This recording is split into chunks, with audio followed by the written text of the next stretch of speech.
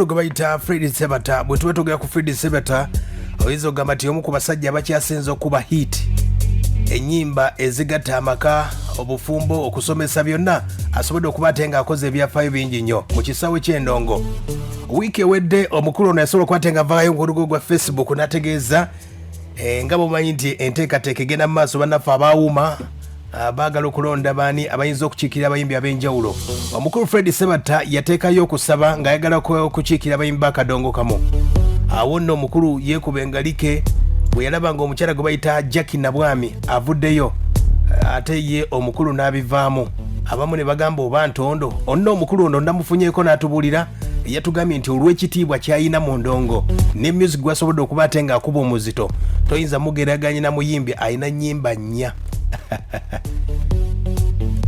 Ebigambo ebibadde wano muzeeyi Sebata mufunyeeko wano omukulu Sebata naye mujja kusonyiwamu eddoboozi limu akantuntu naye tutambulireko wano. Omukulu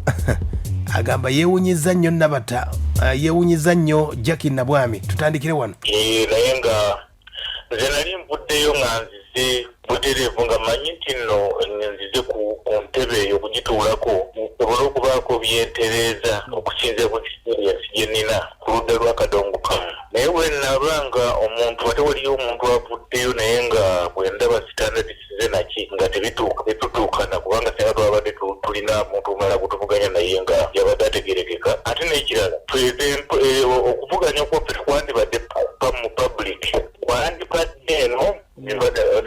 bagamba teba baagala ababaka basatu ffe twalirowonze so si kujja kulonderawo mu lujjudde kakati ne tulyoka tujja tutuula ku ntebe nga waliwo ekituleese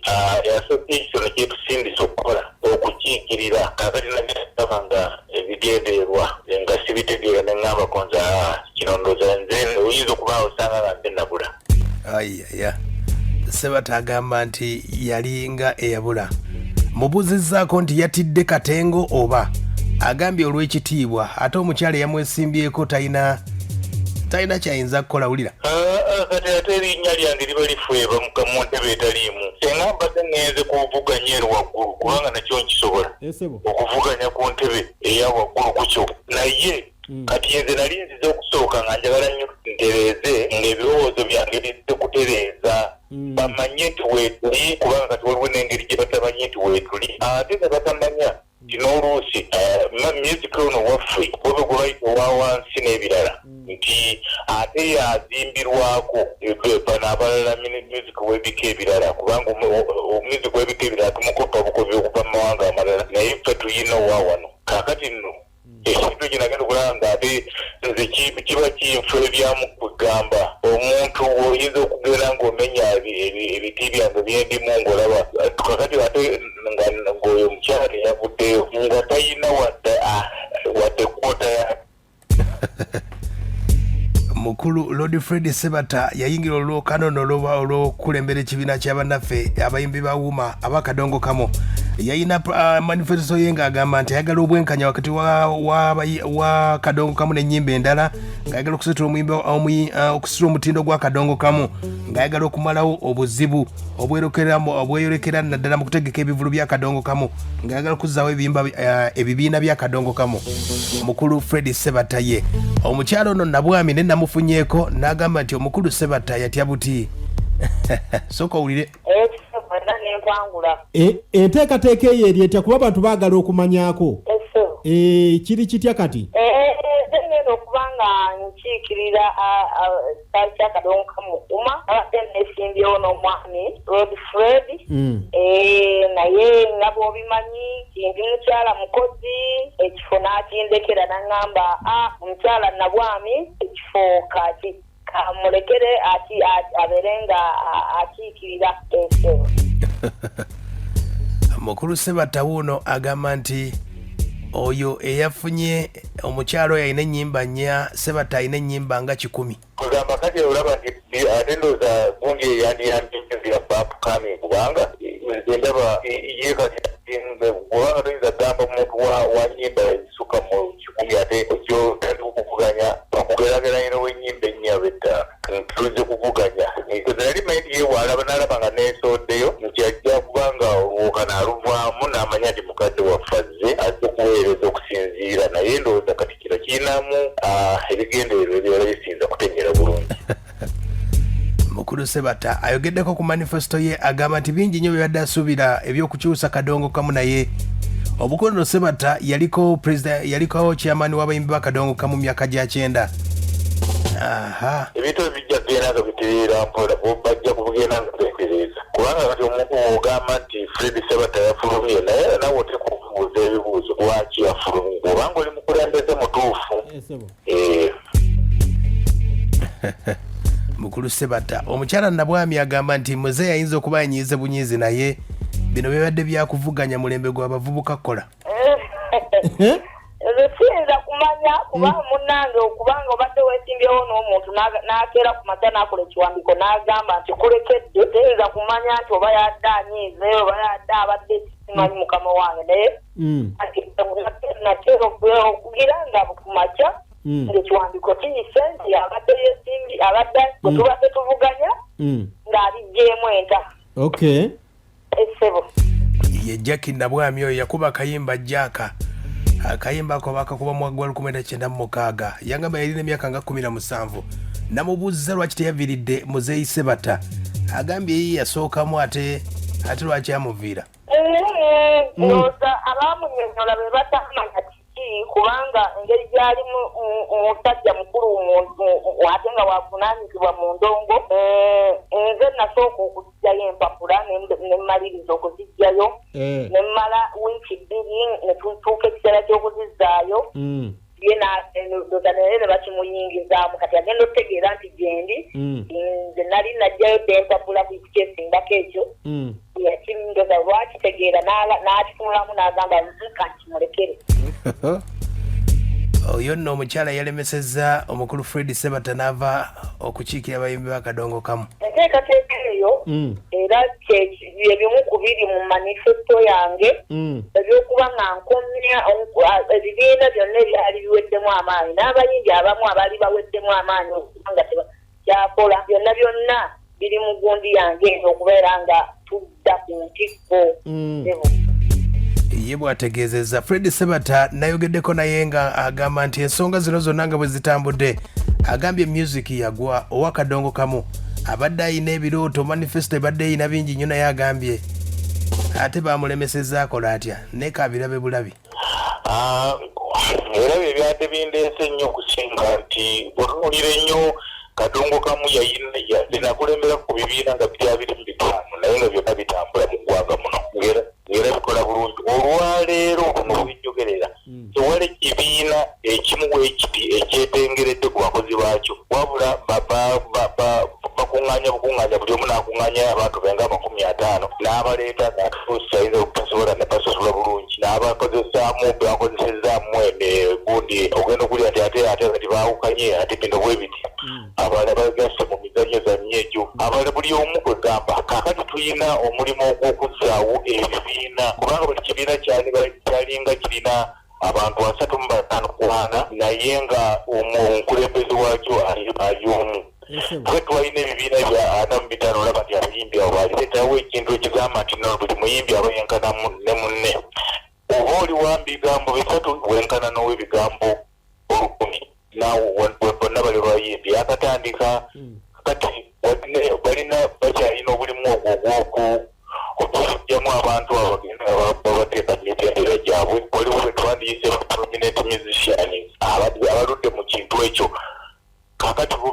bagamba kinaye nze ndaba abantu abasinga obungi. Ye mukyalo oyo gwe bayita Jackie Nabwami akayimba ako kowulidde yakayimba myaka gyadda yalina emyaka 17 yantegeereza era nti akayimba kalina version ez'enjawulo ng'akuzeemu yasobola okuba ate nga akakyusa version akayimba ako bakayita Jaka.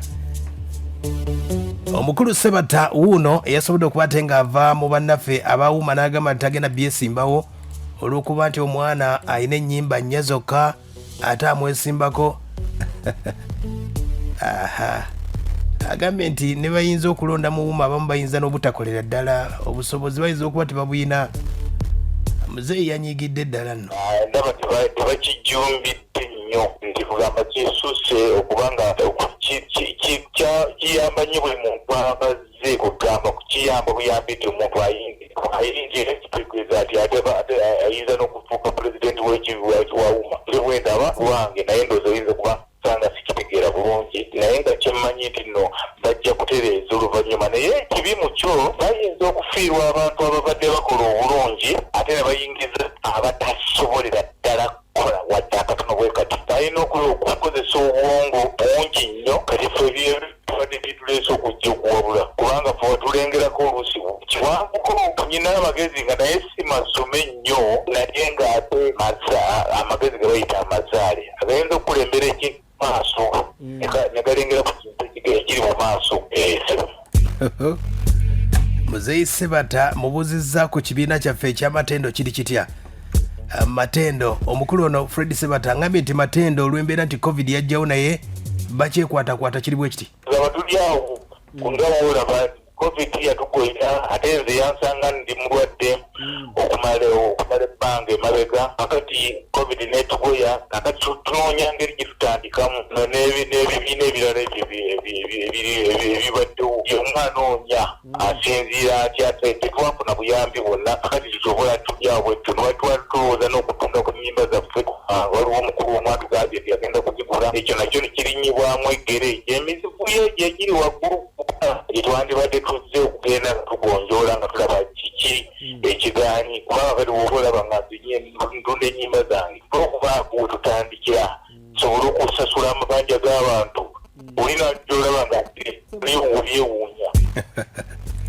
Muzeeyi Sebata Lord Fred Sebata yambuuliza abamwetaaga bonna ayinza okuba olina buyambi bw'oyinza okumudduukira omukubira akasimu okumubuuzaako agambye essimu ze zikyaliko nnyo era gwe ataziina Muzeeyi Sebata Lord Fred Sebata ennyimba essimu zizino eri 077747 ate Airtel eri 07798688 kale munange naye weebale nnyo okumwaganya okwogera kimanyi nti otuwadde kubanga otugirwa ngaba akadongo kamu naye ŋŋamba nti ebibiina by'akadongo kamu biri wansi byonna ku ttaka. agambye nti ebibiina by'akadongo kamu byonna biri ku ttaka gwe kutegeezako yo omukulu oyo Lord Fred Sebata baffe yamusiima omwaka 96 nakivuba we yamusiimira namuwa Star of Africa omukulu yeetuumako erinnya lya Lord tayagala nadyeyita yakulirako abayimbi b'akadongo kamu myaka gya 9 awo okuva mu 9 n'omukulu Livingstone Kasozi we yafiira abajjukira we yali pulezidenti ssentebe w'abayimbi b'akadongo kamu yali mu kuziikaani kubanga okirutte bubi tukwetondedde n'abantu b'omu kitundu wembanga mwakirutte bubi n'abakiwulidde obuwuli saagala okuwana ogaete omusajja yaze ne bakubira kunankali ku mulambo gw'abanaabwendongo ye yakirama yennyini n'agamba nti ojjanga n'oyimba ekyo kiriko ndooza ebbaluwa eno yengenda okusoma wano nkulu nnyo. Waliwo omuzeeyi omu ku bazeeyi ab'omugenzi ndowooza gwe yagikwasa neyagiteresa naye n'agamba nti esomebwanga mu lujjudde ndowooza okukiwulidde bulungi akati ntandika naye bwino nalimu nga 18 ogwokutaano 97 nze Livingstone Kasozi ow'Ekyabbogo singa Mukama abanga mpise ekiseera kyonna ntegeeza ab'ekika bonna nti mukyala wange Florence Kasozi awamu n'abaana bange. Obudde obwo Fred Sebata nga ye pulezidenti abadde ayagala kuddamu akiikira abayimbi ba Wuma naye omukyala gwe bayita Jackie Nabwami bwe yalabye nga ajjayo empapula Muzeeyi Sebata kweku abavubuka bakiyita katengo yanyiize n'akola entondo yagambye olw'ekitiibwa kye